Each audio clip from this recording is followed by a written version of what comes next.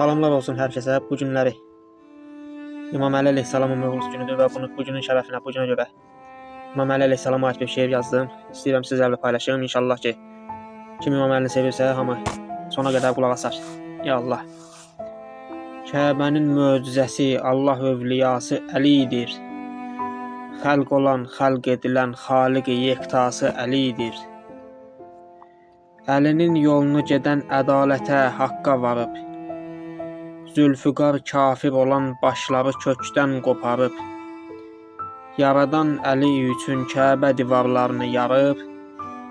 300-dən çox ayənin belə mənası Əlidir.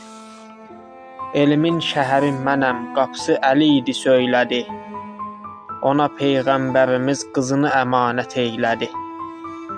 Qədirxumda cəmi müsəlmanlar üçün böylə dedi. Mən kimin mövlasıyam, onun da mövlası Əlidir. Əli natiqi Qur'andır, Əli şahdır, sultandır. Əli Peyğəmbərimiz üçün ən mötəbər insandır. Məzluma dost, kafirə qənimdir, Allaha aslandır. Peyğəmbərə qardaş, damad və can fəzası Əlidir.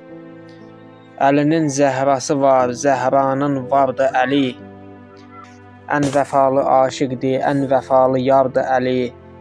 Öz əli ilə zəhranı torpağa tapşırdı Əli. Möminin, aşiqin, evlinin iqtidası Əlidir. Əli rahın gedən əsla haqdan uzaq düşməz. Mənə heç nökərinin nökəri olmaq düşməz. Ceyhun kimdir ki, ona Əlidən yazmaq düşməz. Dilin əzbəri qələmin ən uca misrası Əlidir. Dilin əzbəri qələmin ən uca misrası Əlidir. Çox sağ olun, Allah köməyiniz olsun.